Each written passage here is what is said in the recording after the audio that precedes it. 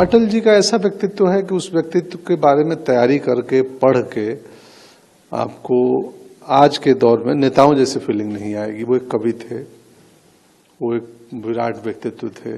कोई भी एक सीन अगर लिखते थे तो उस एक सीन लिखने के लिए भी हमको काफी सारी तैयारी करनी पड़ती थी कि उस सीन के टाइम क्या हुआ था, उस घटना के टाइम, उसके पहले क्या हुआ था, उसके बाद में क्या हुआ। अटल जी का ऐसा व्यक्तित्व है कि उस व्यक्तित्व के बारे में तैयारी करके पढ़ के आपको आज के दौर में नेताओं जैसी फीलिंग नहीं आएगी। वो एक कवि थे, वो एक विराट व्यक्तित्व थे, तो उनको पढ़ते हुए नेताओं जैसी फीलिंग मतलब आपने कहा इसलिए बता रहा हूँ। वो अद्भुत व्यक्तित्व थे और उनके व्यक्तित्व को पढ़ के जान के और मैं धनी हुआ हूँ, समृद्ध हुआ हूँ, सोच का स्तर बदला है।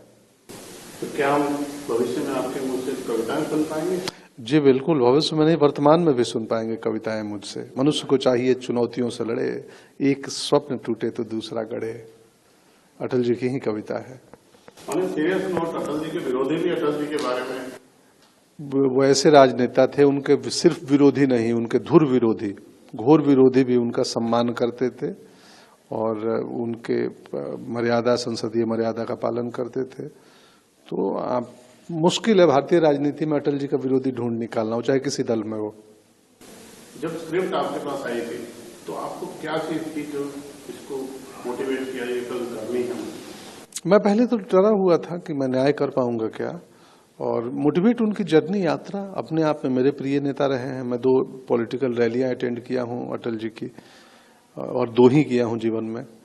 तो मैं सुनने जाता था, 500 मीटर दूर भीड़ में खड़ा होकर सुन रहा था। तो मुझे लगा ये अद्भुत व्यक्तित्व की जीवन गाथा है। लोग श्रद्धेय अटल बिहारी वाजपेयी को जानते हैं। हम बटेश्वर का वो लड़का जो अटल बिहारी वाजपेयी बना, उसकी कहानी लेके आए हैं। 5 to 6 मंथ का पूरा प्रोसेस था ये, बिकॉज कोई भी एक सीन अगर लिखते थे तो उस एक सीन लिखने के लिए भी हमको काफी सारी तैयारी करनी पड़ती थी कि उस सीन के टाइम क्या हुआ था, उस घटना के टाइम, उसके पहले क्या हुआ था, उसके बाद में क्या हुआ, उस पर्टिकुलर सीन में कौन कौन थे आजू बाजू में, उनका क्या पॉइंट ऑफ व्यू था। तो क्या होता है ना कि रिटर्न स्क्रिप्ट में जो लिखा होता है उसके आगे जाके बहुत सारी तैयारी करनी पड़ती। वो टाइम क्या था, वो पीरियड क्या था, उस जमाने में कौन सी राजनीतिक पार्टी थी, विचारधारा क्या थी, उस जमाने में लोग क्या चाहते थे। तो इस सभी बातों का ध्यान रखना पड़ता था। कोई हम एक सीन लिखते थे तो आई थिंक आप सोचिए जब एक पूरी स्क्रीन पे लिखा गई तो उसमें बहुत सारी वो छोटी छोटी बातों का विचार किया गया।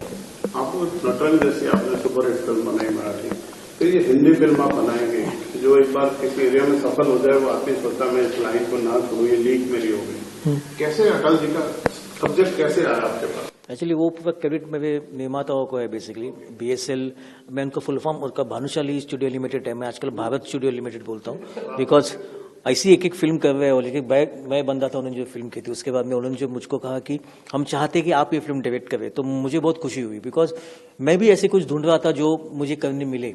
और जब वो ऐसी कहानी, ऐसे व्यक्तित्व की कहानी मेरे सामने मुझे मौका मिला करने के लिए, तो मैंने तो उस पर जम माली, मैं करूंगा करके बोला।